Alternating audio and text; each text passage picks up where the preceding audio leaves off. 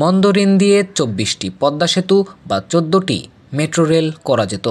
শ্বেতপত্র committee. দেশের bank খাতে গত ১৫ বছরে যে পরিমাণ মন্দ ঋণ সৃষ্টি হয়েছে তা দিয়ে ২৪টি পদ্মা সেতু বা ১৪টি মেট্রো রেল নির্মাণ করা যেত বলে জানিয়েছেন শ্বেতপত্র কমিটি। তারা বলেছে, ব্যাংক খাত বর্তমানে দুর্নীতি ও অনিয়মের কারণে কৃষ্ণগহ্বরে পরিণত হয়েছে।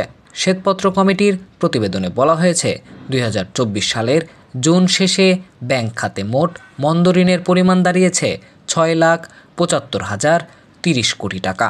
এর মধ্যে খেলাপি ঋণ ২,১১,৩৯১ কোটি টাকা, পুনঃতফসিলকৃত ঋণ ২,৭২,৮৫৬ কোটি টাকা এবং অবলোপনকৃত ঋণ ৭৫,৩৮৯ কোটি টাকা। প্রতিবেদনে আরও বলা হয়, ঋণ কেলেঙ্কারি, ভুয়া ঋণ এবং রাষ্ট্রীয় মদদে ব্যাংক দখলসহ নানা অনিয়মের মাধ্যমে বিশাল অঙ্কের অর্থ পাচার হয়েছে। এসব কারণেই ব্যাংক খাত দেশের অর্থনীতির অন্যতম ক্ষতিগ্রস্ত খাতে পরিণত হয়েছে।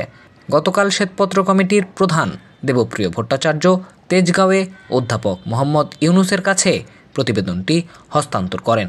প্রতিবেদনে অনিয়ম দূর করতে দ্রুত ব্যবস্থা নেওয়ার সুপারিশ করা হয়েছে।